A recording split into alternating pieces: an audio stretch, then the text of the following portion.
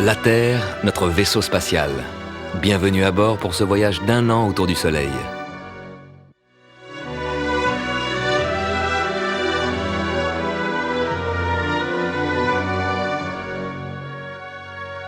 C'est vrai, on tourne autour du Soleil, mais pas sur un cercle, sur une ellipse. Et c'est maintenant, dans les premiers jours de janvier, que nous passons au plus près du Soleil. Mais alors pourquoi fait-il si froid ? En fait, la différence entre près du Soleil et loin du Soleil est négligeable. Il y a une raison bien plus importante. La Terre tourne de travers, légèrement en biais. Son axe n'est pas vertical, il est incliné sur son orbite. Donc, lorsque l'hémisphère nord est basculé dans l'ombre, les jours se raccourcissent. Mais surtout, comme la Terre est inclinée, les rayons du Soleil arrivent à des angles différents. Un rayon de soleil dans les tropiques frappe le sol à la verticale. Il fait chaud. Ce même rayon de soleil dans l'hémisphère nord arrive en biais. Son énergie est étalée sur une surface 3 fois plus grande, ça chauffe 3 fois moins. Il fait froid. Au nord, c'est l'hiver, dans l'hémisphère sud, c'est l'été. L'axe incliné de la Terre nous donne les saisons. En ce moment même, pendant que vous regardez la télévision, nous fonçons à travers l'espace à plus de 107 000 km/h, 30 km toutes les secondes. La Terre va mettre 1 an pour faire le tour du Soleil. Et avec la Terre, 8 autres planètes qui tournent autour du Soleil, chacune sur son orbite. Notre voisine, sur l'orbite juste à côté de la nôtre, c'est Vénus. Elle va plus vite que nous, elle nous dépasse. C'est la planète la plus brillante, celle qu'on voit le mieux. Parfois le soir, parfois le matin.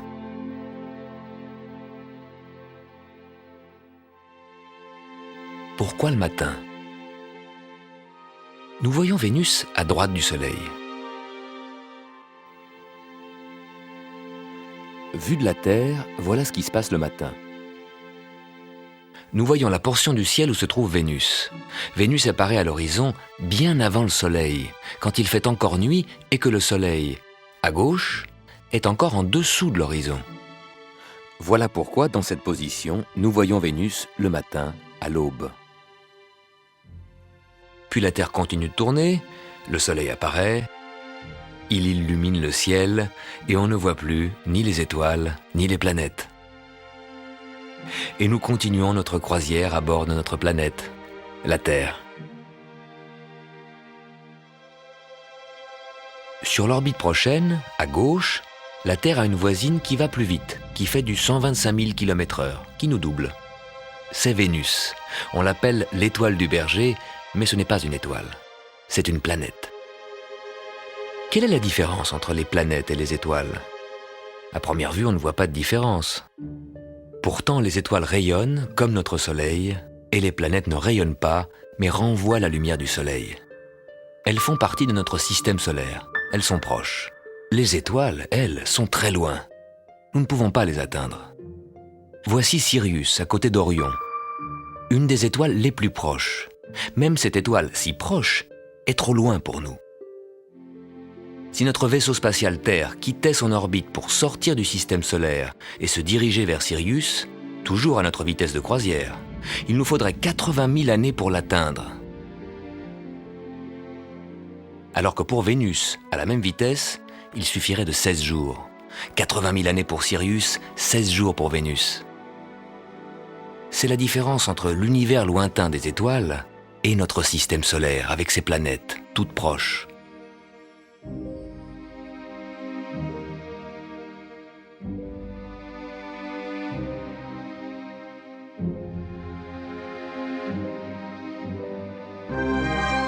La semaine prochaine, et chaque semaine de l'année, nous allons parcourir 18 millions de kilomètres sur l'orbite de la Terre autour du Soleil. Pendant tout ce voyage, nous sommes accompagnés par notre satellite, la Lune. Elle met 4 semaines pour faire le tour de la Terre. Elle nous présente chaque soir des croissants différents. Pourquoi la Lune change-t-elle d'apparence ? Et le clair de lune qui nous est si familier, d'où vient-il ? Et la lune, d'où vient-elle ? Nous vous le montrerons au cours de ce voyage.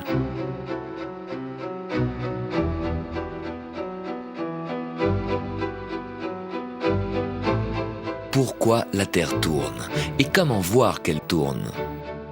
L'ombre d'une maison qui se déplace au cours de la journée, ou les rayons de soleil qui entrent par la fenêtre et qui glissent lentement sur le sol, c'est comme ça que tous les jours, à tout moment, sans instrument astronomique, vous pouvez voir la Terre tourner.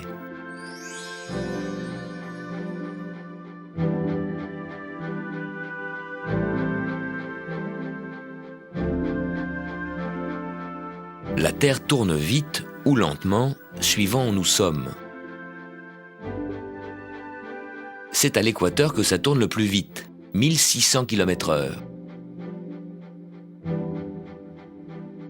C'est là, à Kourou, en Guyane, et dans le sud des États-Unis, à Cap Canaveral, qu'on lance les fusées dans l'espace. Parce que les 1600 km/h que la Terre ajoute à la vitesse des fusées, c'est déjà autant de gagné.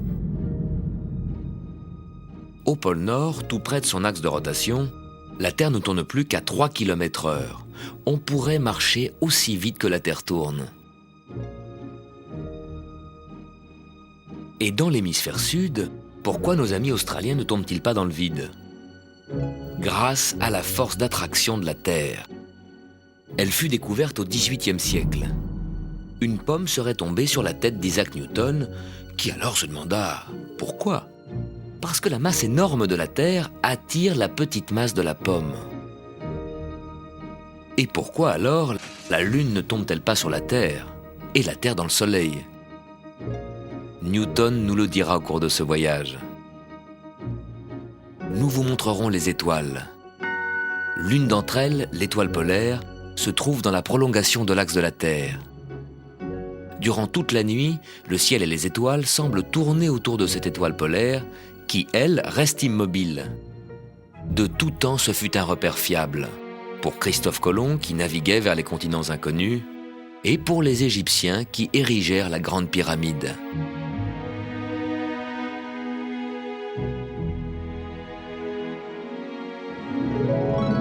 Fin février, nous vous montrerons pourquoi, tous les 4 ans, il faut ajouter un jour au calendrier pour que la Terre puisse boucler sa boucle.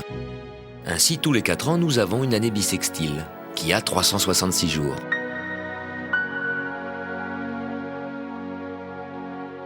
Depuis la nuit des temps, nos ancêtres se fabriquent des calendriers, essayant de combiner au mieux le cycle de la Lune et du Soleil.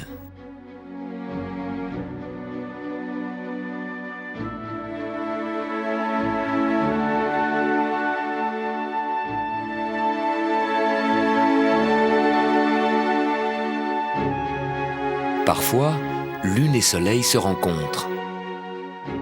Le 2e week-end de mars, il y aura une éclipse du Soleil en Sibérie. Mais nous vous la montrerons ici. L'ombre de la Lune tombera sur la Terre. Au fur et à mesure que la Terre avance sur son orbite, la ligne où le Soleil tape à la verticale monte vers l'équateur. Le 20 mars, ce sera le jour où le Soleil sera à la verticale de l'équateur. Ce sera l'équinoxe. Et pour l'hémisphère nord, ce sera le début du printemps. Et au bout d'1 an, quand la Terre reviendra où nous sommes aujourd'hui, vous verrez le monde avec des yeux nouveaux.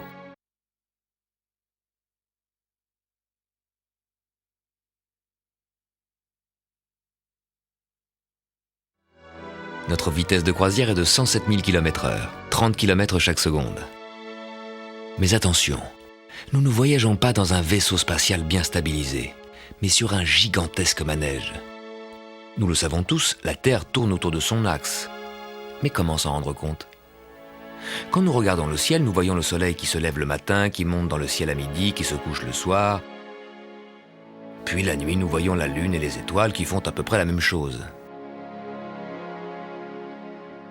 Si nous regardons la Terre de l'espace, nous voyons qu'elle a toujours une moitié éclairée par le soleil, l'autre moitié dans l'obscurité. C'est ce que nous appelons jour et nuit. Notre champ de vision tourne avec la Terre. Le jour, nous voyons la portion du ciel dans laquelle apparaît le soleil. La nuit, nous voyons la portion du ciel qui n'est pas exposée au rayonnement du soleil. On peut donc voir les étoiles et les planètes.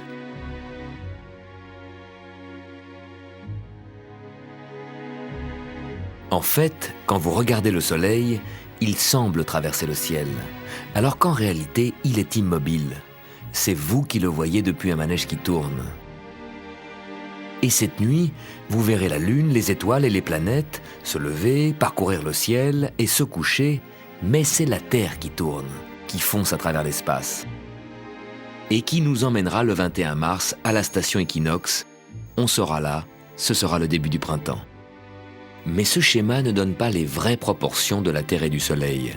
Comparé à la Terre, le Soleil est très très grand. Imaginez un Soleil de la taille d'une coupole d'une grande cathédrale. À la même échelle, notre Terre n'est qu'un ballon de football.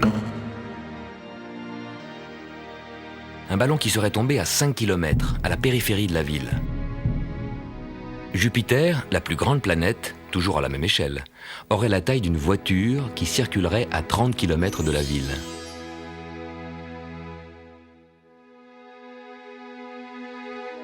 Et Pluton, la planète la plus lointaine, ne serait à cette même échelle qu'une balle de tennis qui gravite sur une orbite à 200 km.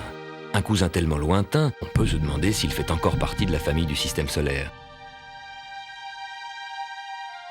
Une famille qui ne fait pas vraiment le poids à côté de cet énorme Soleil, car toutes les planètes, y compris la Terre, ne pèsent qu'environ 1/1000 de la masse du Soleil.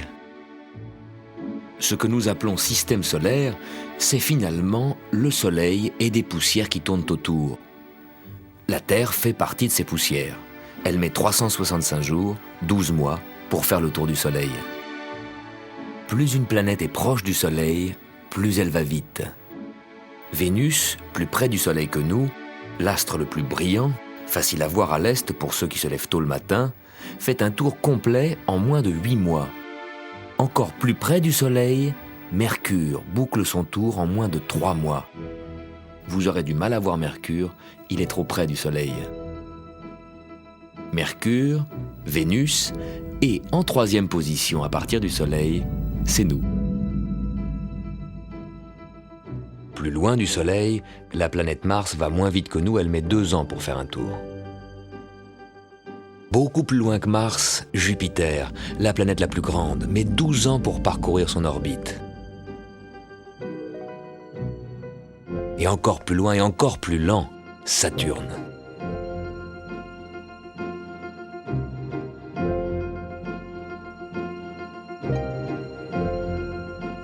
Et au-delà de Saturne, Uranus et Neptune. Et Pluton, qui met 248 ans pour faire un tour. Dans cette famille des planètes, 4 sont visibles parmi les étoiles lointaines. Saturne, Jupiter, Mars et Vénus. Pour mieux vous repérer au cours de ce périple d'1 an, nous vous montrons une référence, le zodiaque. C'est un ruban imaginaire sur lequel se dessinent les groupes d'étoiles, les constellations, qui marquent les différents secteurs de cette gigantesque toile de fond. Les constellations du Capricorne, Verseau, Poisson, Bélier, Taureau, Gémeaux, Cancer, Lion, Vierge, Balance, Scorpion, Sagittaire. La Terre aujourd'hui se trouve ici. Nous voyons le Soleil devant la constellation du Sagittaire. Le Soleil est en Sagittaire. Puis d'ici quelques semaines, quand la Terre aura avancé sur son orbite, nous verrons le Soleil devant la constellation du Capricorne. Le Soleil sera donc en Capricorne. Et la nuit, vous pouvez situer les planètes grâce aux constellations du zodiaque. Saturne apparaît parfois devant la constellation des Poissons. Et Mars devant la constellation de la Vierge. Le Soleil en Sagittaire, en janvier, dans l'horoscope c'est marqué Capricorne. Être né Capricorne, ça veut dire que le Soleil à ce moment-là était en Capricorne, non ? Il ne faut pas confondre les constellations avec les signes astrologiques, qui désignent le zodiaque comme il était il y a 2000 ans. Entre-temps, tout ça s'est décalé. Comme ça. Parce qu'au cours des millénaires, l'axe de la Terre pivote lentement et modifie l'angle des constellations. La lumière du Soleil met 8 minutes pour arriver jusqu'à nous. Le Soleil et les planètes sont tout près de nous, c'est notre voisinage.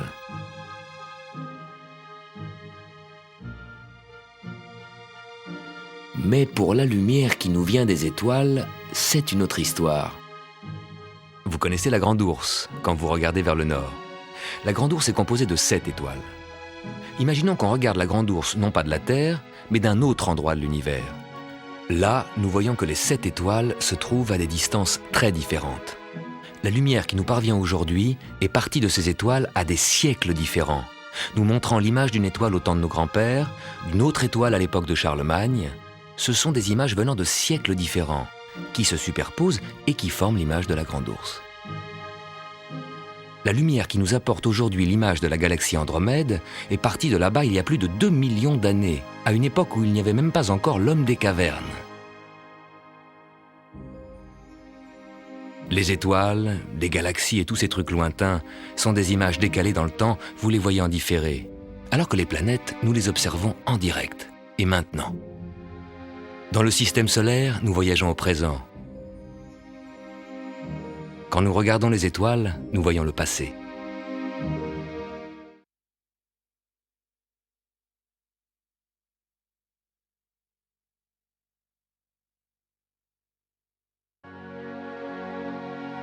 Tout au long de ce voyage, nous sommes accompagnés par notre satellite, la Lune.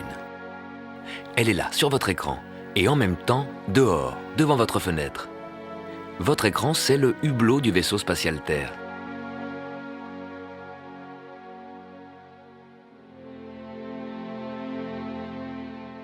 La Lune met près d'1 mois pour faire un tour complet autour de la Terre.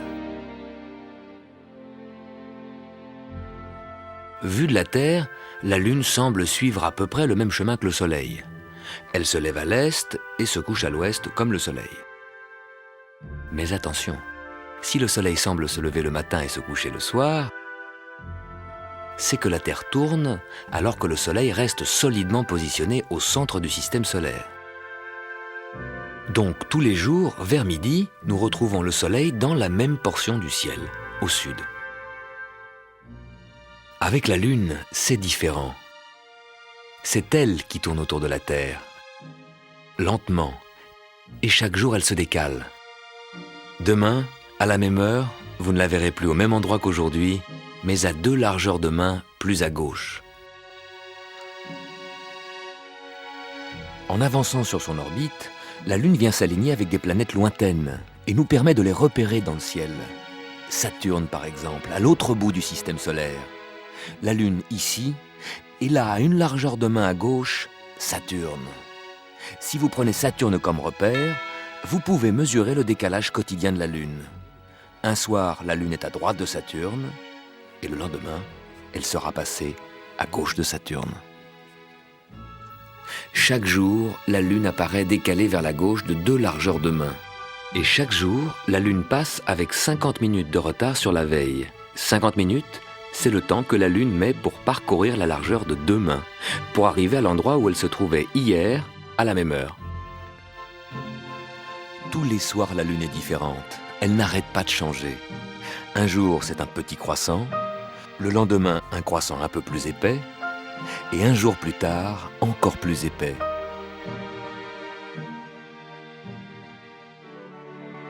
Mais au fait, pourquoi un croissant ? Dans l'espace, la Lune a toujours une moitié éclairée par le Soleil. Mais depuis la Terre, on voit la Lune dans une autre perspective. Pour nous, elle s'écarte chaque jour un peu plus du Soleil. Quand la Lune est à peine décalée du Soleil, elle nous apparaît presque à contre-jour et nous ne voyons qu'une petite partie de sa moitié éclairée. Un croissant. Le Soleil vient de se coucher. Il est là, à droite, juste au-dessous de l'horizon. C'est de là qu'il éclaire la Lune. Le croissant est toujours dirigé vers le Soleil, bien sûr puisque c'est le Soleil qui l'éclaire. Chaque jour, la Lune s'écarte un peu plus du Soleil. Chaque jour, depuis la Terre, nous voyons une partie plus large de sa moitié éclairée. Un croissant qui va croissant tous les jours et qui deviendra demi-lune. C'est dans sa phase de demi-lune que la Lune survole notre orbite. Elle croise le chemin que la Terre vient de parcourir. Tous les jours, la Terre fait un tour sur elle-même.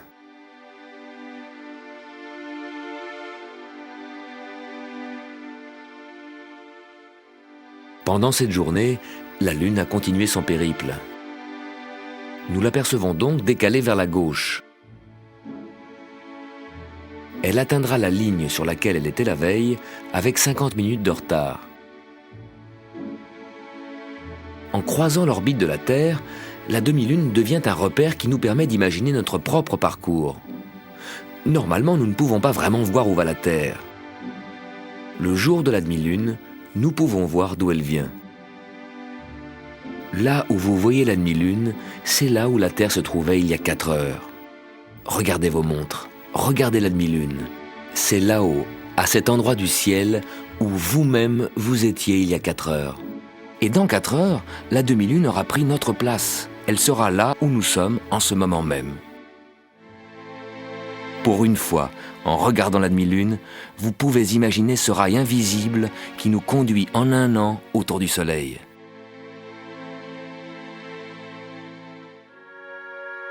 La Lune qui se décale de plus en plus et qui passe toutes les nuits 50 minutes plus tard, finit par apparaître non pas seulement la nuit, mais aussi le jour.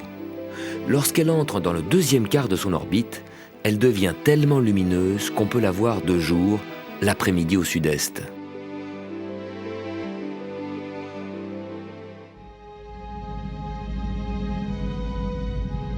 D'où vient la Lune? On ne le sait pas vraiment. Peut-être qu'au début, quand la Terre primitive n'était pas encore assez compacte et qu'elle tournait très très vite, une partie a fini par se détacher et s'est mise à tourner autour de la Terre.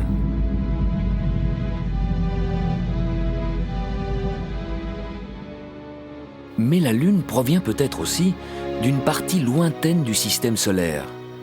En passant trop près de la Terre, elle fut capturée par les forces d'attraction et mise en orbite. Enfin, peut-être qu'il y a eu collision avec un astéroïde. Les débris peu à peu se sont agglomérés et finalement ont formé ce qui est aujourd'hui notre Lune. Une Lune qui nous accompagne tout au long de notre voyage autour du Soleil.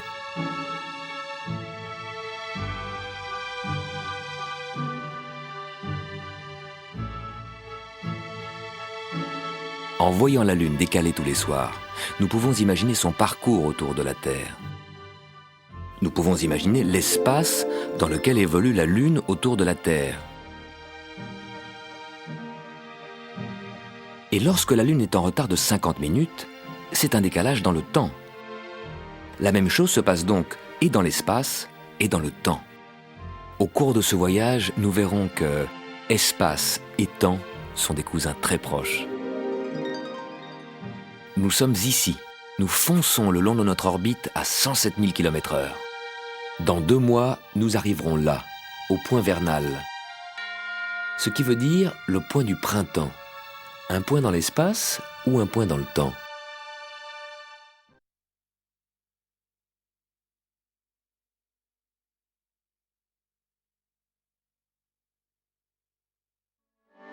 La planète la plus proche du Soleil, c'est Mercure.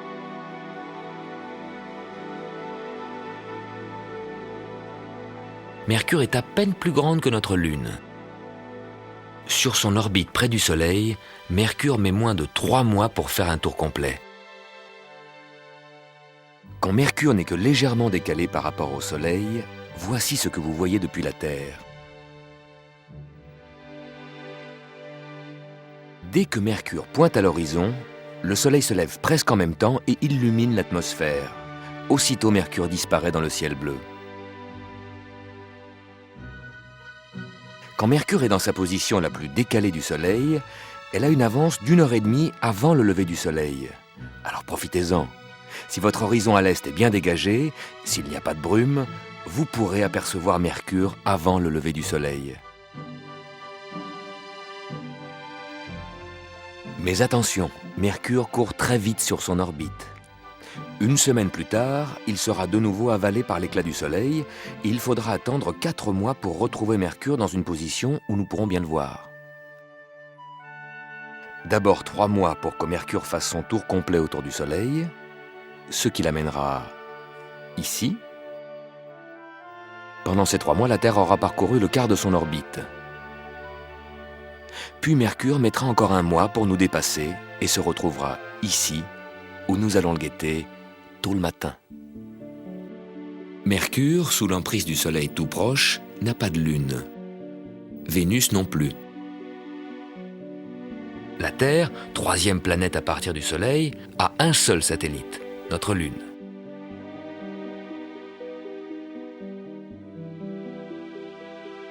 Mars a 2 satellites, Démos et Phobos. Phobos qui a bien souffert lors d'une collision. Plus loin du Soleil, Jupiter est entouré de 16 satellites. Vous pouvez observer les 4 plus grands avec une paire de jumelles. Ganymède, Callisto, Io et Europe. Encore plus loin, Saturne possède un vrai cortège de satellites, petits et grands, qui côtoient ses anneaux spectaculaires. La Terre, elle, n'a que la Lune comme satellite. Une Lune qui ne dévoile qu'une seule face et toujours la même. Mais alors, si c'est toujours la même face que nous voyons, pourquoi tous ces croissants différents de jour en jour? Cette même face que la Lune nous montre tout le temps est éclairée par le Soleil de jour en jour de manière différente. Au moment du petit croissant, juste après la nouvelle Lune, la face de la Lune était éclairée presque à contre-jour. Puis à la demi-lune, la face lunaire était éclairée de côté. Puis la Lune parcourt le 2e quart de son orbite et se met de plus en plus en face du Soleil. Le Soleil éclaire une partie de plus en plus grande de sa face visible. C'est presque la pleine Lune. La veille de la pleine Lune, au moment où le Soleil se couche, la Lune est bien au-dessus de l'horizon. Puis en continuant son périple autour de la Terre, elle arrive à l'alignement Terre-Soleil. La Lune se place en face du Soleil. Là, elle se lève au moment même où le Soleil se couche. Elle prend la lumière du Soleil en pleine face. Le soir de la pleine Lune, c'est le soir où elle renvoie le maximum de lumière sur la Terre.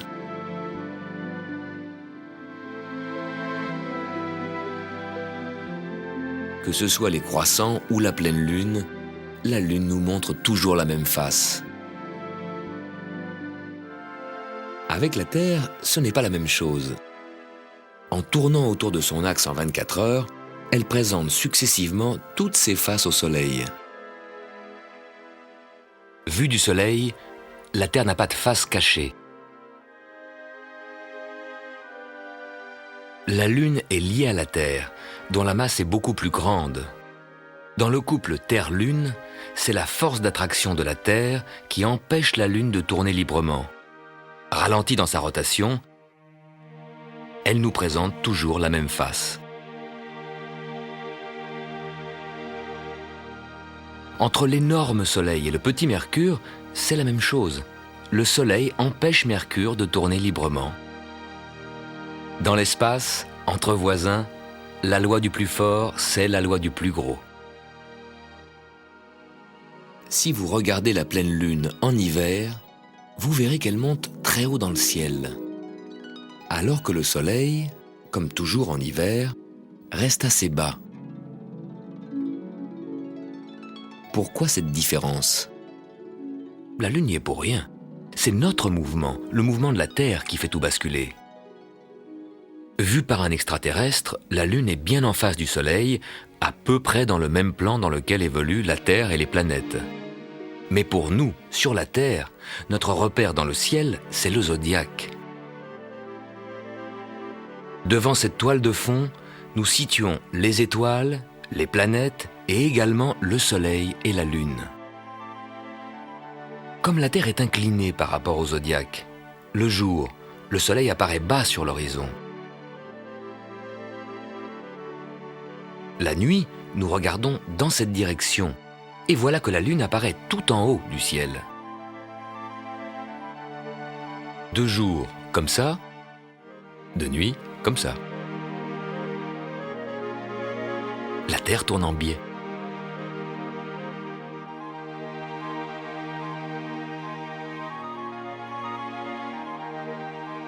Vu de la Terre, c'est le zodiaque qui bascule et qui semble faire des vagues. Le Soleil à midi passe bas sur l'horizon, la Lune à minuit passe haut dans le ciel. Mais les vagues que fait le zodiaque ne sont que l'effet du mouvement de la Terre.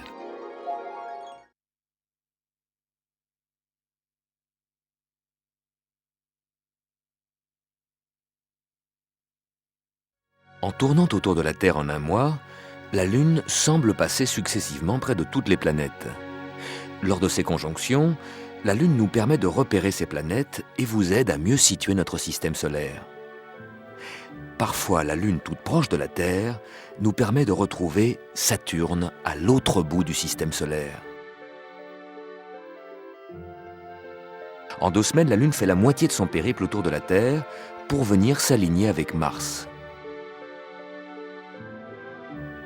Les soirs de conjonction, vous pouvez voir Mars un peu plus jaune que les étoiles, juste à côté de la Lune. Mais attention, cet apparent voisinage de la Lune, de la planète Mars et des étoiles est trompeur. La Lune est toute proche, le clair de Lune nous arrive en 1 seconde. La lumière que Mars nous reflète met 8 minutes pour arriver sur Terre. L'étoile qui est juste à droite de Mars est tellement éloignée que sa lumière est partie de là-bas il y a plus de 300 ans, au temps de Louis XIV. Les étoiles sont très lointaines, inaccessibles. Les planètes, elles, sont proches. Et nous sommes la première génération à avoir le système solaire à notre portée.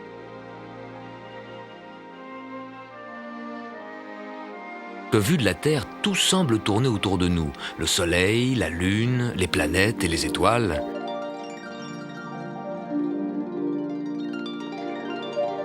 Ceci explique la perception de l'univers qu'avaient les hommes dans l'Antiquité.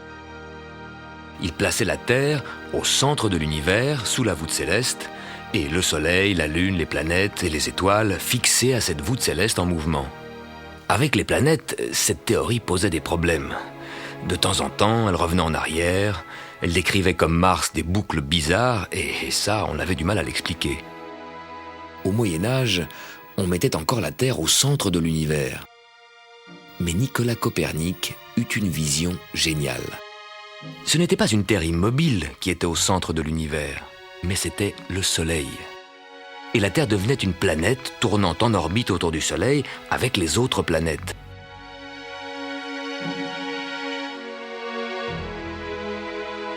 Cette découverte changea la perception de l'univers. La Terre y trouvait sa véritable place. Si aujourd'hui, nous voyageons ensemble sur le vaisseau Terre en découvrant les mécanismes du système solaire, ayez une pensée pour Copernic, c'est un peu grâce à lui. Pourquoi elle tourne la Terre ? Chaque masse qui prend un coup, une impulsion quelconque, un impact qui ne vise pas son centre, va se mettre à tourner. C'est ce qui ne cesse d'arriver à la matière depuis le Big Bang, l'explosion d'origine, il y a des milliards d'années. Donc, tout tourne.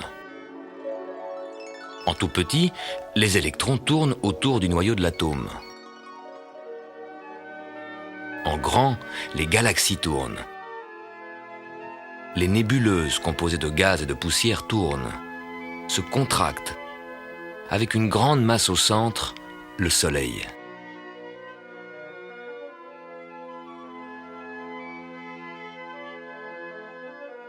Le reste, toujours en rotation, se condensa en planètes, et une de ces planètes, toujours en rotation, c'est la Terre. La rotation de la Terre, nous pouvons la voir. L'ombre d'une maison qui se déplace au cours de la journée, ou les rayons de soleil qui entrent par la fenêtre et qui glissent lentement sur le sol de votre chambre, c'est comme ça que tous les jours, à tout moment, sans instrument astronomique, vous pouvez voir la Terre tourner.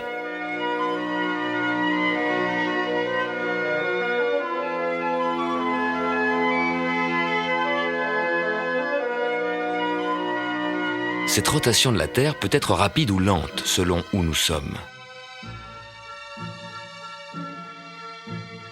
Chacun de ces 3 cercles fait un tour complet en 24 heures. Et dans ces 24 heures, c'est bien entendu le cercle le plus grand qui parcourt la plus grande distance. C'est donc là, à l'équateur, où ça tourne le plus vite, 1600 km/h. C'est là, à Kourou en Guyane, et dans le sud des États-Unis, à Cap Canaveral, qu'on lance les fusées dans l'espace. Pour échapper à l'attraction de la Terre, il faut des vitesses très grandes. Alors les 1600 km/h que la Terre ajoute à la vitesse des fusées, c'est déjà autant de gagné. À quelques kilomètres du pôle Nord, tout près de son axe de rotation, la Terre ne tourne qu'à 3 km/h. On pourrait marcher aussi vite que la Terre tourne. Et ici, entre l'Écosse et le Canada, la Terre tourne environ à 900 km/h. C'est la vitesse des avions que vous prenez pour aller d'Europe en Amérique. Un extraterrestre qui nous regarde de loin pourrait voir votre avion qui décolle à Paris, puis l'avion reste presque immobile, alors qu'en dessous la Terre tourne, puis quand New York vient se glisser sous l'avion, on atterrit. Vous arrivez en heure locale presque en même temps que vous êtes parti. Pour le passager qui vole de Paris à New York aussi vite que la Terre tourne, le temps s'arrête.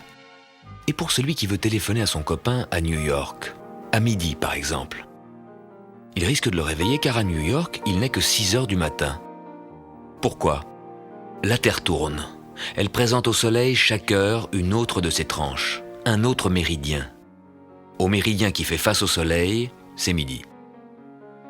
Paris-New York, ça fait un quart de la Terre, le quart du tour complet que la Terre fait en 24 heures. Et le quart de 24 heures, c'est 6 heures. Paris-New York, 6 heures de différence. Le Soleil, à Paris, est au-dessus du méridien. Il est aussi visible à New York, il se lève justement à l'horizon. Et en même temps, à Tokyo, il se couche. Dans 6 heures, quand la Terre aura tourné d'un quart de tour et présentera au Soleil le méridien de New York, il sera midi à New York, et à Paris, il sera 6 heures du soir. On verra le Soleil se coucher à l'horizon. La rotation de la Terre amène chaque minute une autre ville, un autre pays à faire face au Soleil. Chaque ville, chaque pays a une heure locale différente. Depuis qu'il y a le télégraphe et le téléphone, il fallait réglementer tout ça. Et la Terre a été divisée en 24 fuseaux horaires. Paris-New York, 6 heures d'écart. Est-ce une distance dans l'espace ou dans le temps ? Les deux sans doute. Nous volons aussi vite que la Terre tourne, nos sondes spatiales rattrapent Jupiter et Saturne sur leur orbite. Nos dimensions humaines sont devenues des dimensions planétaires. Le système solaire est à notre portée.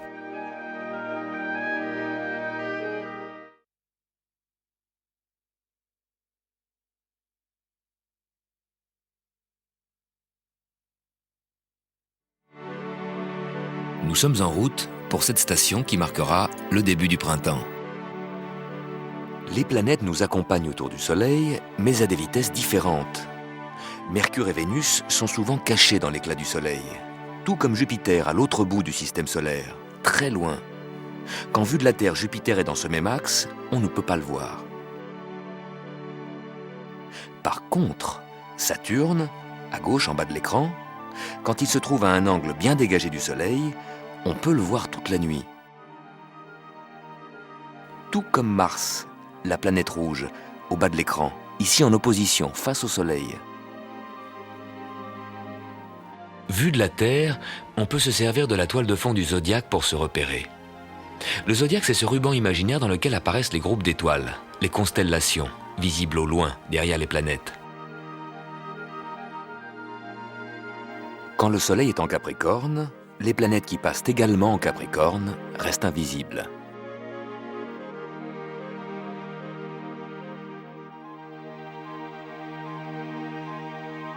De jour, on ne peut pas les voir parce qu'elles sont trop près du Soleil. Et quand le Soleil se couche et passe sous l'horizon, eh bien ces planètes disparaissent également sous l'horizon. La nuit, les planètes décalées du Soleil sont bien visibles. La Terre poursuit son chemin et le Soleil semble se déplacer dans le zodiaque. Il passera du Capricorne dans la constellation du Verseau. À droite, Mars, la planète rouge, va plus lentement que la Terre. Tous les 2 ans, nous la rattrapons et nous la doublons. À gauche, Vénus, elle, va plus vite que nous. Mercure, la plus proche du Soleil, va 2 fois plus vite que Mars. Plus une planète est proche du Soleil, plus elle tourne vite. Les planètes extérieures, loin du Soleil, voyagent lentement sur leurs orbites. Jupiter, Saturne, Uranus, Neptune, Pluton. Il y a 400 ans, un astronome danois, Tycho Brahe, a mesuré le passage des planètes. Il n'y avait pas encore de télescope.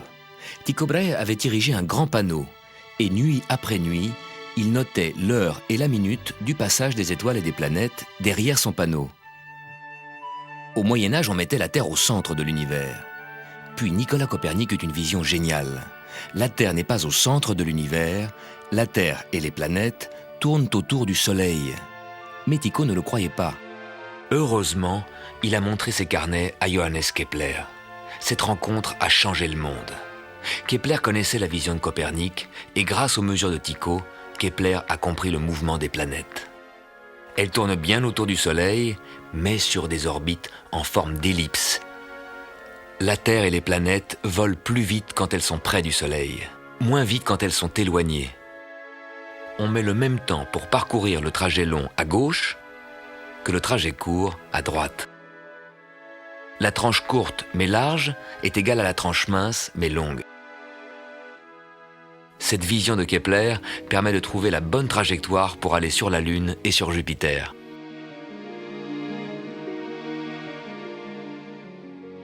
Mais notre calendrier aussi dépend des lois de Kepler et de la vitesse variable de la Terre.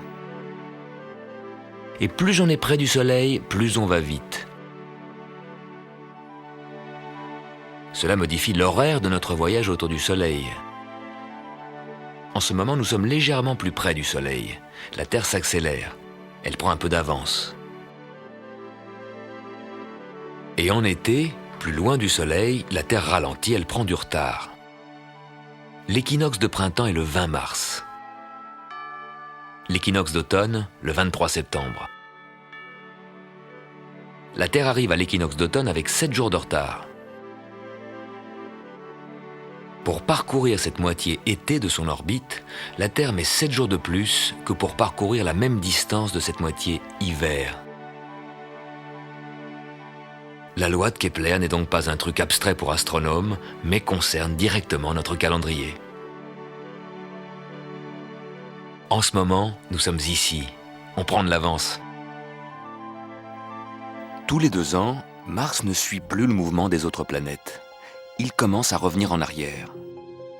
Normalement, Mars progresse devant la toile de fond des étoiles lointaines, devant le zodiaque. En 97, on pouvait voir Mars passer devant la constellation des Gémeaux, du Cancer, du Lion, et glisser vers la constellation de la Vierge. Mais là, au lieu de passer en Vierge, Mars revient vers la constellation du Lion.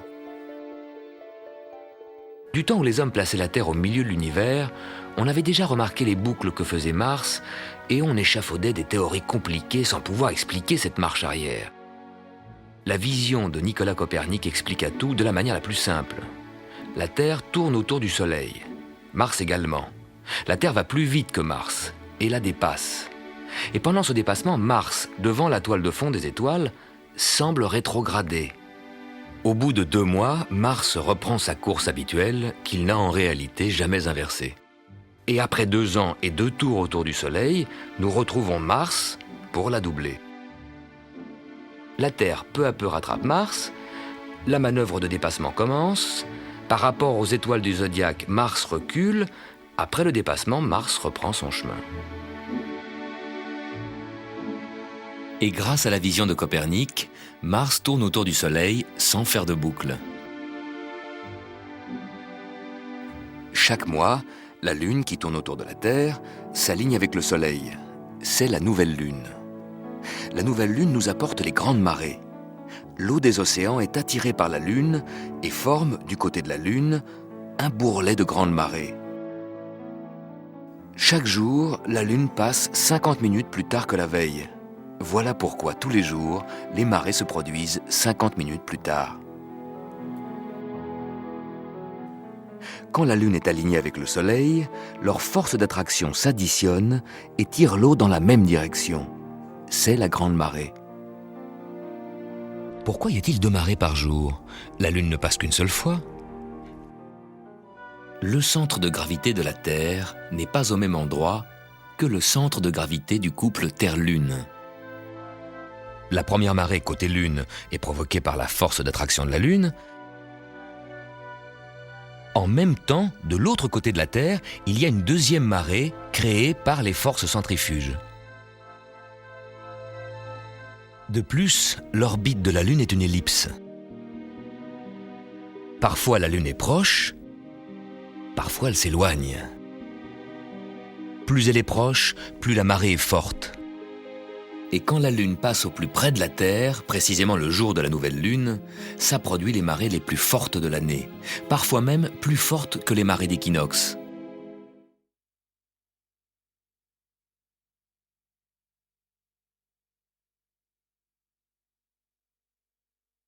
Nous sommes ici, nous atteindrons l'équinoxe de printemps dans 5 semaines.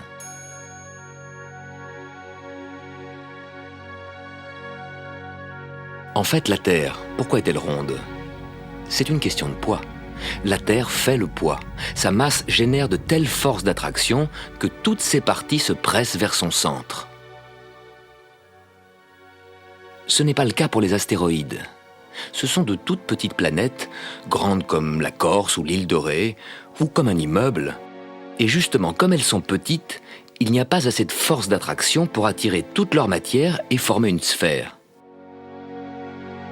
Sur la Terre, qui a une masse énorme, la force d'attraction dirigée vers le centre de la Terre est une force irrésistible, rien ne peut y échapper. Et heureusement, car cette force d'attraction retient autour de la Terre l'atmosphère, l'air que nous respirons. Les petits astres, la Lune ou les astéroïdes n'ont pas d'atmosphère. Et sur la Lune, les astronautes marchaient comme ça, en sautillant, parce que la faible force d'attraction de la petite Lune les rendait 6 fois plus légers. C'est la masse de la Terre qui nous donne notre poids à nous, qui nous cloue au sol et qui empêche nos amis australiens de tomber dans le vide. Cette force d'attraction, vous la sentez chaque fois que vous devez monter des escaliers, car chaque fois que vous essayez de vous éloigner du centre de la Terre, vous devez surmonter la force d'attraction de la Terre. Chaque objet qui vous échappe, la force d'attraction de la Terre l'emporte et l'objet tombe. On raconte même que c'est comme ça que la force d'attraction a été découverte au XVIIIe siècle. Une pomme serait tombée sur la tête d'Isaac Newton, qui alors se demanda pourquoi. Parce que la masse énorme de la Terre attire la petite masse de la pomme. Mais alors, pourquoi la Lune ne tombe-t-elle pas sur la Terre? Et la Terre ne tombe-t-elle pas dans le Soleil?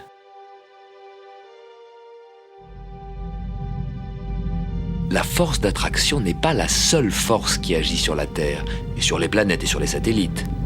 Les planètes qui se sont formées de cette purée de matière ont reçu une forte impulsion centrifuge qui fuit le centre.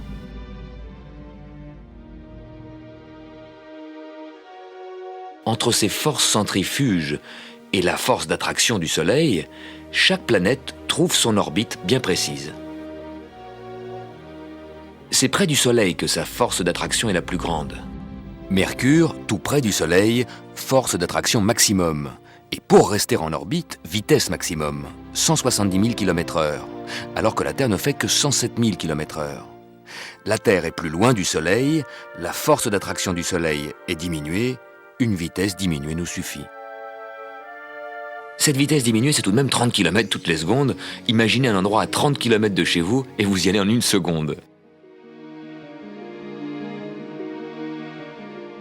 En ce moment, nous gagnons tous les jours 3 minutes de soleil en plus. Et pourquoi? La Terre fait le tour du Soleil. Mais l'axe de la Terre reste toujours pointé dans la même direction. La Terre ne perd jamais le nord. En ce moment, le pôle sud est éclairé, alors que le pôle nord reste à l'ombre pendant tout l'hiver.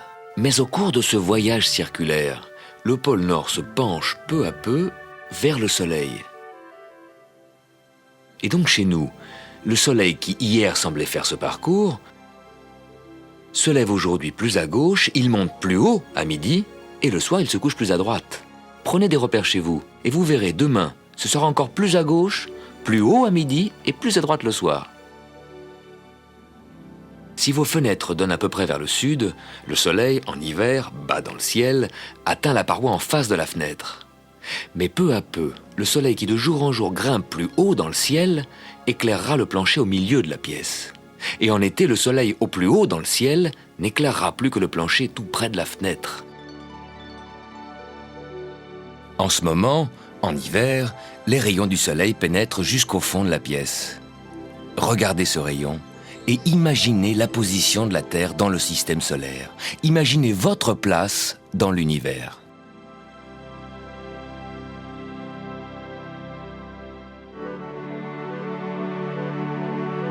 Pendant que la Terre fait le tour du Soleil, son axe reste incliné toujours dans cette même direction. Cet axe est donc une bonne référence pour mesurer le temps, pour savoir l'heure qu'il est.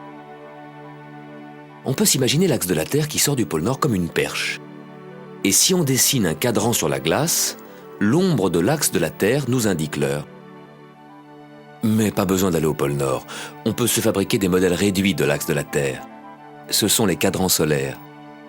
Au pôle Nord, la perche qui prolonge l'axe de la Terre serait toute droite, en angle droit, 90 degrés. À Stockholm, situé à 60 degrés de latitude nord, le bâtonnet, pour être parallèle à l'axe de la Terre, sera incliné à 60 degrés. À Paris, un peu plus au sud, 48 degrés. Au Cameroun, penché à 15 degrés. Et à l'équateur, il faudrait carrément coucher le bâtonnet par terre. C'est le sol qui est parallèle à l'axe nord-sud de la Terre, plus d'ombre, plus de cadran solaire. Il y a d'autres types de cadrans solaires, mais ils sont tous orientés dans l'axe nord-sud de la Terre. La rotation de la Terre, que vous ne ressentez pas, vous pouvez la voir, pas seulement au cadran solaire, mais partout autour de vous. Chaque maison, chaque arbre jette une ombre. Vous n'avez qu'à regarder. En suivant les ombres, vous finirez par vivre la rotation de la Terre.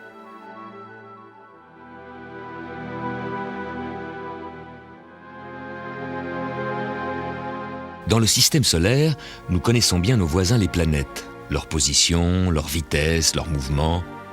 Les surprises viennent des comètes. Bien entendu, il y en a que nous connaissons bien, comme la comète Halley, qui passe régulièrement tous les 76 ans. Mais parfois de nouvelles comètes apparaissent, comme la comète Hale-Bopp, qui est passée tout près de nous en 1997. Les comètes sont plus petites que les planètes. Elles circulent sur des orbites elliptiques. Certaines viennent des régions lointaines du système solaire, puis elles passent près du Soleil et s'en vont de nouveau. En s'approchant du Soleil, elles éjectent d'énormes quantités de gaz et de poussière. Ces matières forment la queue de la comète, qui s'étire dans le ciel comme des cheveux dans le vent. Comète veut dire chevelu en grec. Les comètes sont des petits astres chevelus. On a tendance à croire que la comète fonce à travers le ciel, la tête en avant et la queue à l'arrière. En fait, la queue est toujours dirigée du côté opposé du Soleil, car c'est le flux des particules émanant du Soleil, le vent solaire, qui pousse les cheveux de la comète vers l'extérieur. Bientôt, nous reparlerons de cette comète Hale-Bopp quand elle sera plus proche de nous.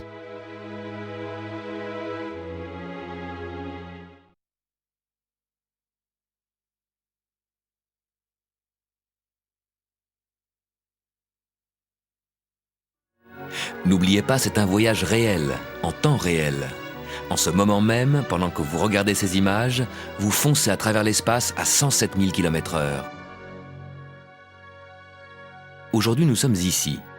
Nous atteindrons le point équinoxe, le début du printemps, en 4 semaines. Pendant notre voyage à travers le système solaire, nos voisines, les planètes, nous accompagnent. Cette semaine, regardons au-delà des planètes. Les étoiles, infiniment plus lointaines, les étoiles qui nous servent de repères. Une étoile nous indique toujours le nord, l'étoile polaire. Elle est facile à trouver, 5 fois à l'arrière de la Grande Ourse, que vous connaissez tous.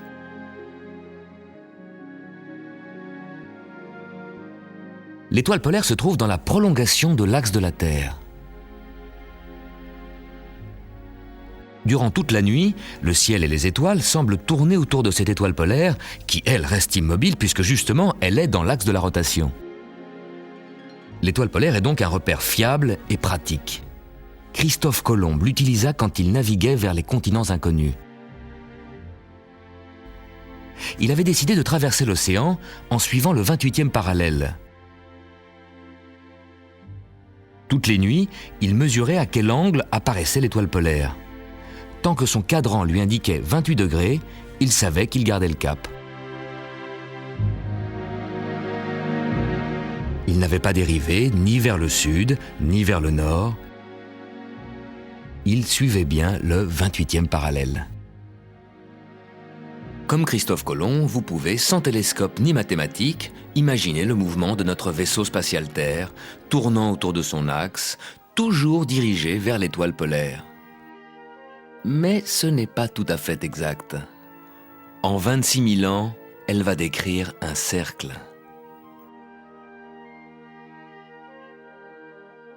Si l'on imagine que l'axe de la Terre sort du pôle Nord et se prolonge à l'infini, il rencontre l'étoile polaire. D'un millénaire à l'autre, ce sont d'autres étoiles qui deviennent notre étoile polaire. Il y a 12 000 ans, du temps de l'homme des cavernes, c'était Véga. Il y a 5 000 ans, l'étoile Tuban. C'était à l'époque où les Égyptiens avaient bâti la Grande Pyramide. Ils avaient fait une galerie qui pointait vers le nord, et ce que les Égyptiens apercevaient au bout de cette galerie, c'était l'étoile Tuban, juste à gauche de la Grande Ourse. Alors qu'aujourd'hui, les touristes voient l'étoile polaire. Tuban, l'étoile polaire, c'est l'angle sur lequel la Terre a pivoté en 5000 ans.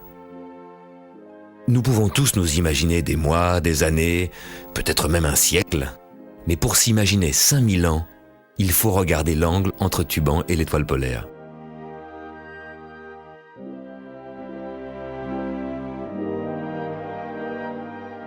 En voyageant sur notre orbite, nous voyons d'une semaine à l'autre que les étoiles changent légèrement de position, comme par exemple la constellation Orion. Facile à trouver, au sud. Orion, sa tête, ses 2 bras, ses 2 pieds, sa ceinture. Le tout petit déplacement quotidien des étoiles est complètement noyé dans l'énorme mouvement de bascule provoqué par la rotation de la Terre, qui fait tourner notre champ de vision du jour à la nuit.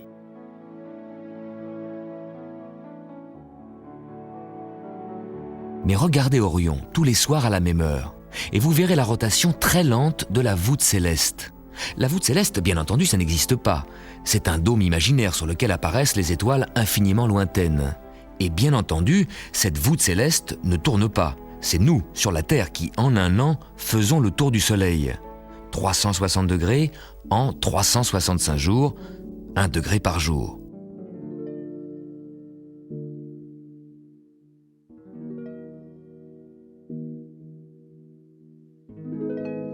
Et nous voyons les étoiles glisser 1 degré vers la droite.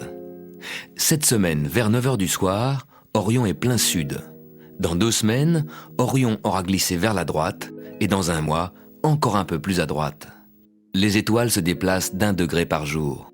Elles passent chaque jour 4 minutes plus tôt. 1 degré dans l'espace, 4 minutes dans le temps, espace et temps se rencontrent. Depuis le début de cette croisière, nous faisons bien la différence entre les planètes toutes proches et les étoiles très très lointaines. Une étoile toutefois est au beau milieu de notre voisinage planétaire, le Soleil. Oui, le Soleil, c'est une étoile. Tous ces points lumineux que nous voyons au-delà des planètes, ce sont des étoiles, des soleils lointains. Les galaxies sont des milliards de soleils. Les planètes, vues de la Terre, ressemblent aux étoiles. Mais il suffit de regarder le Soleil pour être ébloui par la différence. Le Soleil rayonne, alors que les planètes ne font que refléter une partie de la lumière du Soleil. Le Soleil nous envoie de la lumière et de la chaleur, car c'est un gigantesque réacteur nucléaire.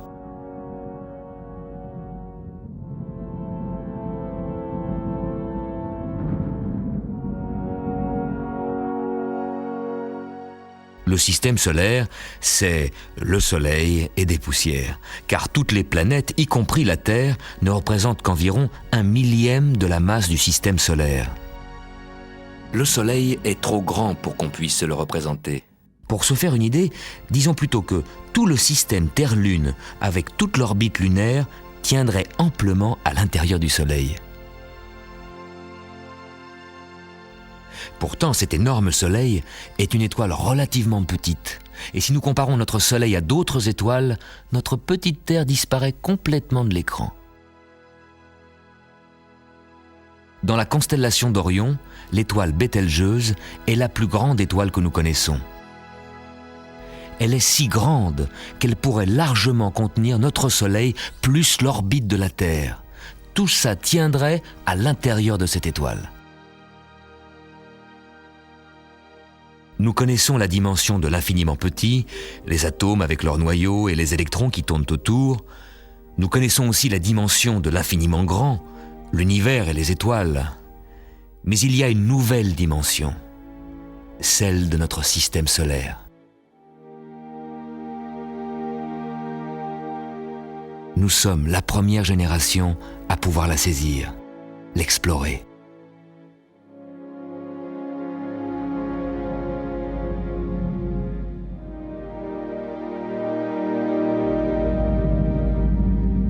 Vous faire vivre dans cette nouvelle dimension, c'est le but de notre voyage.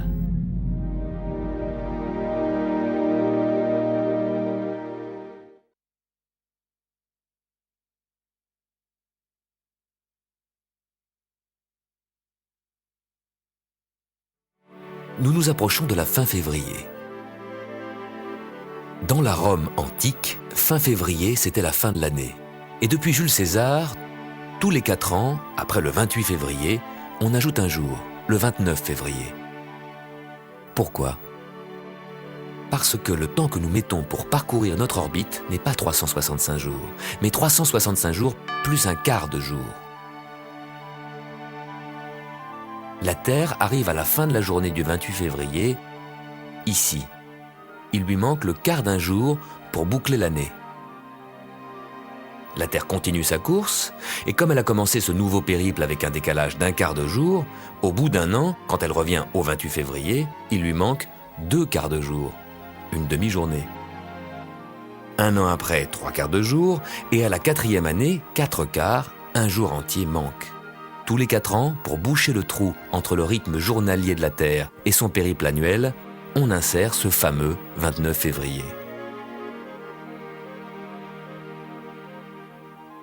Tous les 4 ans, on a donc une année de 366 jours, une année bissextile qui a 2 6, 366, pour éviter que notre calendrier se décale d'année en année.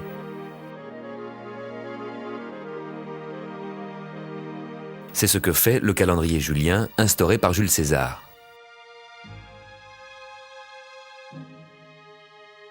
Si on ne rajoutait pas ce 29 février, tous les 4 ans, le mois de mars commencerait un jour plus tôt. Au bout d'un siècle, on aurait déjà un mois de décalage entre le calendrier et les vraies saisons. On fêterait Pâques en plein hiver et Noël à la Toussaint, et la pagaille augmenterait de siècle en siècle. Merci Jules César. Mais en fait, ce 29 février rajouté ne règle pas tout. Malheureusement, dans le calendrier julien, en rajoutant le 29 février, on rajoutait 38 minutes de trop. À la fin du XVIe siècle, on avait accumulé 10 jours de trop.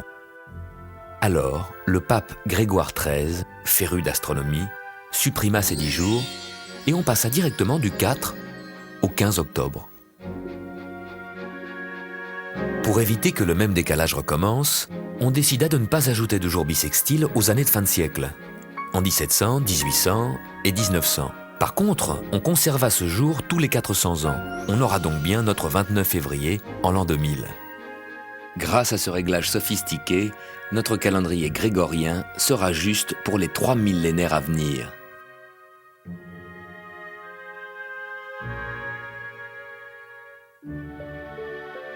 Mais dans les pays de religion orthodoxe, comme la Grèce et la Russie, on garda le calendrier julien. Ceci explique que la Pâque grecque soit fêtée 13 jours plus tard. la Noël russe également. Mais pourquoi 13 jours, alors que le pape Grégoire n'en a supprimé que 10 ? Depuis l'intervention du pape Grégoire jusqu'à aujourd'hui, le calendrier julien, non corrigé, s'est décalé de 3 jours supplémentaires. Au total, 13 jours de retard.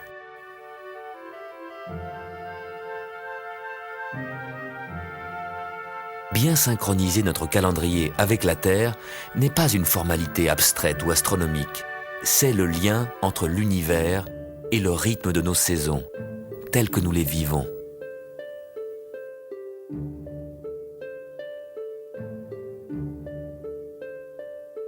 Si ce calendrier est si bien réglé, alors pourquoi Pâques se balade dans le calendrier entre mars et avril ? La date de Pâques ne dépend pas que du soleil, mais aussi de la lune. Pâques a lieu le dimanche qui suit la première pleine lune du printemps. Il existe aussi des calendriers lunaires, comme celui de l'islam. La fin du ramadan, la période de jeûne, est annoncée par le premier croissant, le lendemain de la nouvelle lune. Synchroniser les cycles de la lune et du soleil est très difficile.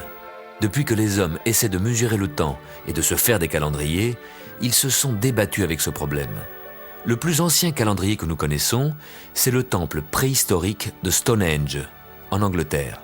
Son axe est orienté vers le soleil levant, le jour du solstice, le 21 juin.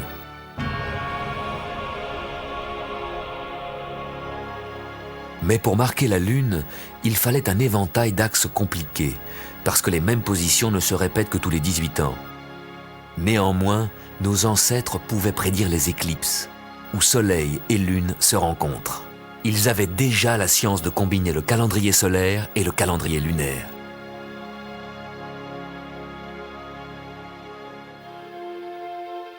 Les autres planètes n'ont pas besoin de calendrier. Sur Terre, le besoin de mesurer le temps et de prévoir les saisons est apparu avec la mise en culture de la Terre.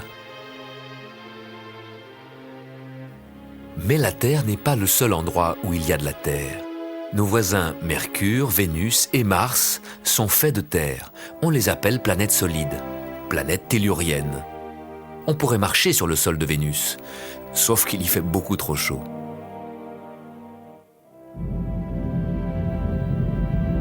Un jour, certainement, nous marcherons sur le sol rocailleux de Mars.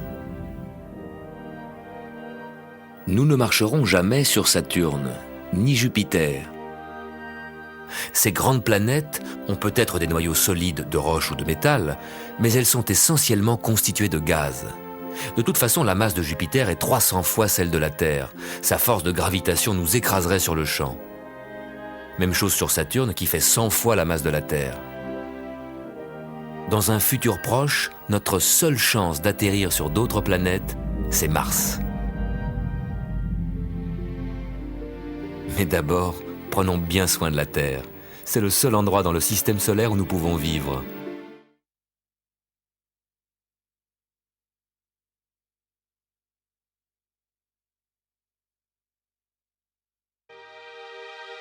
Quand la Lune se trouve ici et se présente éclairée en pleine face par le Soleil, c'est la pleine Lune.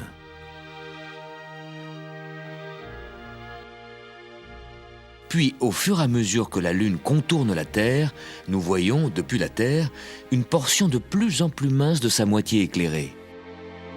La Lune n'était plus qu'une demi-lune.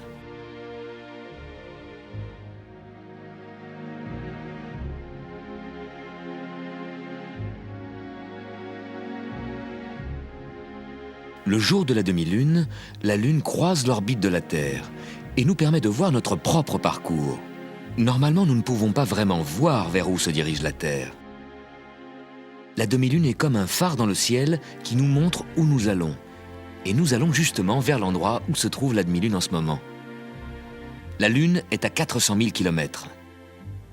La Terre avance à 100 000 km/h.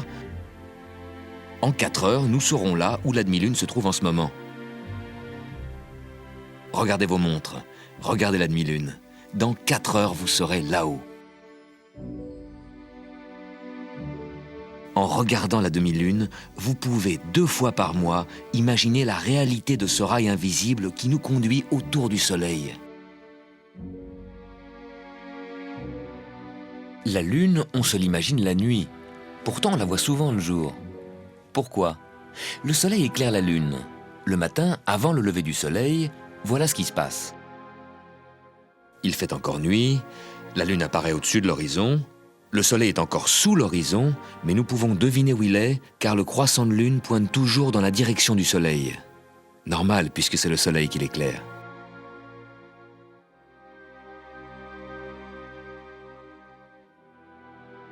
Nous voyons la Lune et les étoiles monter dans le ciel, puis le Soleil se lève. L'air, l'atmosphère qui enveloppe la Terre est de plus en plus illuminée par le Soleil et devient comme un filtre qui nous empêche de voir les étoiles. La Lune, beaucoup plus lumineuse que les étoiles, reste visible.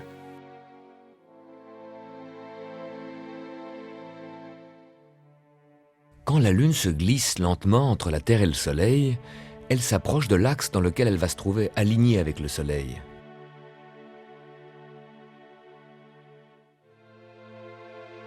Comme il n'y a plus qu'un petit décalage entre la Lune et le Soleil, nous voyons la Lune éclairée presque à contre-jour, et nous n'apercevons qu'une petite partie de sa moitié éclairée, un croissant très mince. Il sera tout seul dans le ciel bleu. Pourtant les étoiles sont là. Mais qu'est-ce qu'elles deviennent, les étoiles, pendant la journée? Elles sont cachées par les couches gazeuses de l'atmosphère, qui enveloppent la Terre et qui, par le rayonnement du Soleil, prend cette couleur bleu ciel. L'atmosphère, c'est l'air que vous respirez, et c'est également ce filtre bleu qui, de jour, nous empêche de voir les étoiles. Notre champ de vision tourne avec la rotation de la Terre.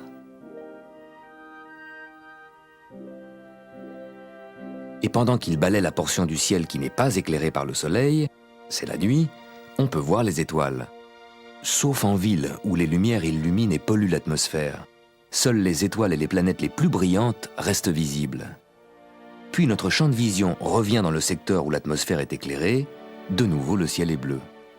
Et dans le ciel bleu, on voit la Lune plus souvent que vous ne le pensez. Quand elle est trop proche du Soleil, elle disparaît dans son rayonnement. Imaginons-la. Sans que nous la voyions, la Lune traverse le ciel dans la journée, juste à droite du Soleil, invisible. Bien entendu, Soleil et Lune ne sont pas vraiment l'un à côté de l'autre. Le Soleil est 400 fois plus éloigné.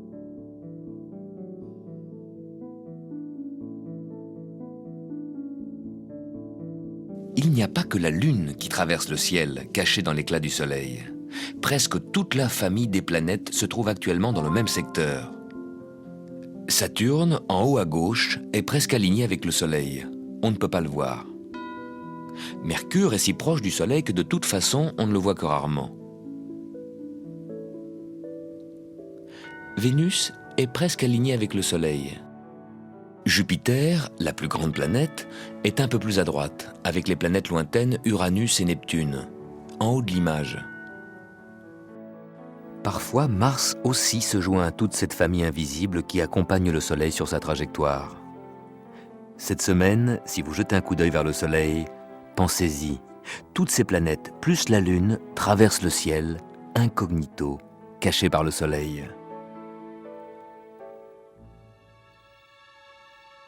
Quand la Lune rejoint l'axe Terre-Soleil, c'est la nouvelle Lune. La Lune projette un énorme cône d'ombre dans l'espace, qui chaque mois passe à ras de notre Terre, juste au-dessus et en dessous. L'ombre de la Lune ne touche pas la Terre, car la Lune tourne sur une orbite légèrement inclinée par rapport à l'orbite de la Terre. L'ombre de la Lune passe donc normalement toujours au-dessus ou en dessous de la Terre.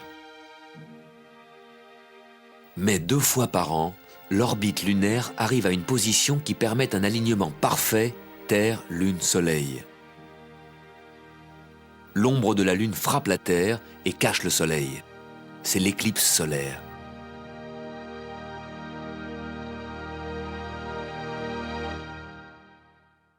En pleine journée, on peut voir les étoiles et les planètes. Comme le Soleil est bien plus grand que la Lune, l'ombre que la Lune projette sur la Terre n'est qu'une étroite zone d'environ 200 km. Pendant l'éclipse, l'ombre de la Lune parcourt des milliers de kilomètres sur la surface de la Terre. Au nord et au sud de cette zone étroite d'éclipse totale, il y a une large zone de pénombre, une zone d'éclipse partielle, où la Lune occulte le Soleil partiellement. Pour voir une éclipse totale, il faut être au bon endroit, au bon moment. Heureusement, vous avez pu la voir ici.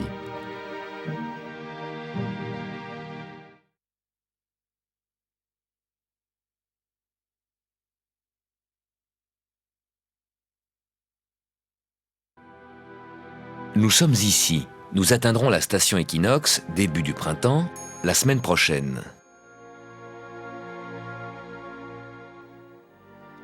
Quand la Lune passe exactement entre la Terre et le Soleil, l'ombre de la Lune se projette sur la Terre. C'est l'éclipse solaire.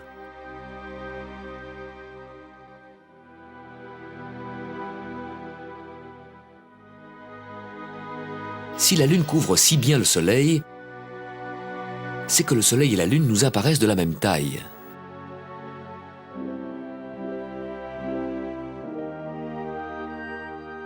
En réalité, le Soleil est énormément plus grand que la Lune et se trouve énormément plus loin. Mais par un hasard extraordinaire, le Soleil qui est 400 fois plus grand que la Lune se trouve aussi 400 fois plus loin. Donc il nous apparaît de la même taille. L'éclipse totale est unique dans le système solaire. La Lune qui occulte le Soleil avec une telle précision, on ne peut voir ça que depuis la Terre. Mais ça ne fonctionne pas toujours, car l'orbite de la Terre n'est pas un cercle mais une ellipse. Tout comme l'orbite de la Lune. Il peut donc arriver que le jour de l'éclipse, nous soyons plutôt près du Soleil et qu'en même temps la Lune se trouve plutôt éloignée de nous. Du coup, la Lune n'arrive plus à couvrir complètement le Soleil et au lieu d'une éclipse totale, nous avons une éclipse en forme d'anneau. Si les Martiens existaient et s'intéressaient aux éclipses, ils seraient frustrés. Ils ont 2 lunes, mais elles sont trop petites pour occulter le Soleil. Pas d'éclipse pour les Martiens.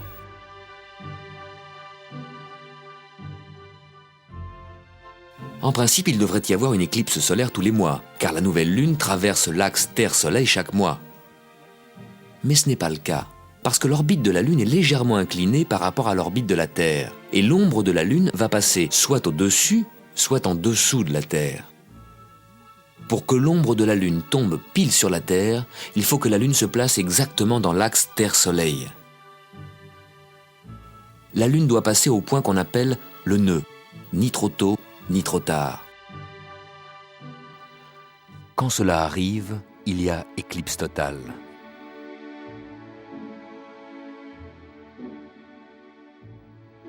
Six mois plus tard, après 6 nouvelles lunes, une fois de plus, la Lune pourra se placer dans l'axe Terre-Soleil.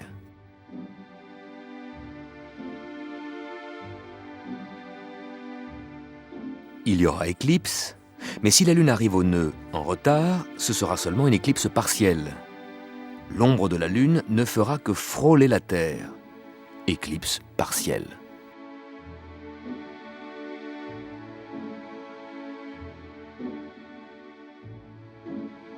Une belle éclipse totale traverse l'Europe le 11 août 1999, un mercredi à l'heure du déjeuner.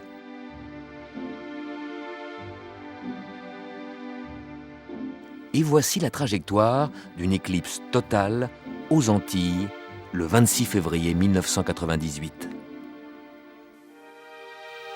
C'est très rare de pouvoir observer une éclipse totale du Soleil. Il n'y en a qu'une ou deux chaque année, et comme la zone d'ombre totale est une étroite bande d'environ 200 km de large, il faut beaucoup de chance pour être au bon endroit, au bon moment.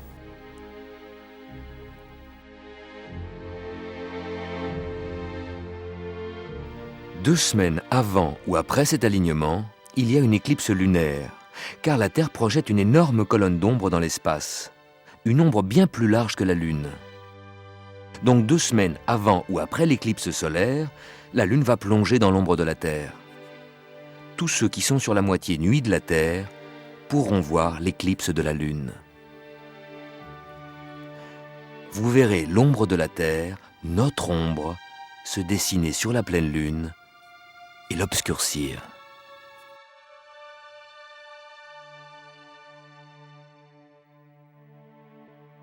La lune apparaît chaque soir à 2 largeurs de main plus à gauche que la veille. Vous pouvez donc, d'un jour à l'autre, imaginer le mouvement très lent de la lune sur son chemin autour de la Terre.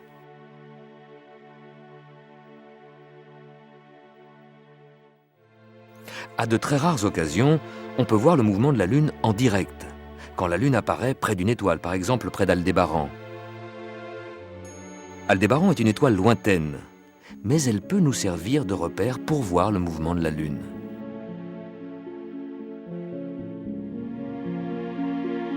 Le croissant de lune semble s'approcher de plus en plus de cette étoile.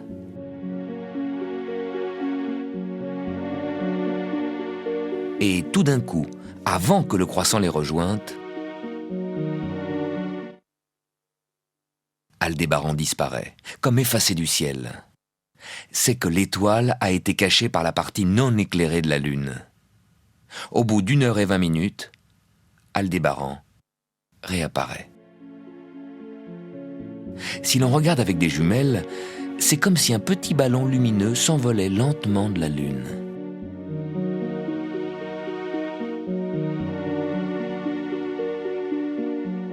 Normalement, le mouvement de la lune qui tourne autour de la Terre est trop lent pour être vu. Mais ce soir-là, grâce à Aldébaran, on pouvait enfin voir la lune bouger.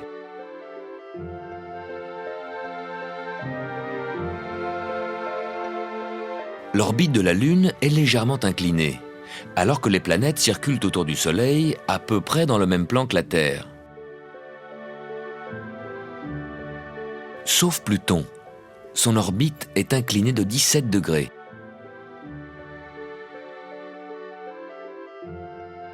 L'orbite de Hale-Bopp, la nouvelle comète de 1997, est passée carrément à angle droit au-dessus du plan des planètes. On la voyait donc, à son passage près de la Terre, un peu au-dessus de l'endroit où le Soleil s'est couché.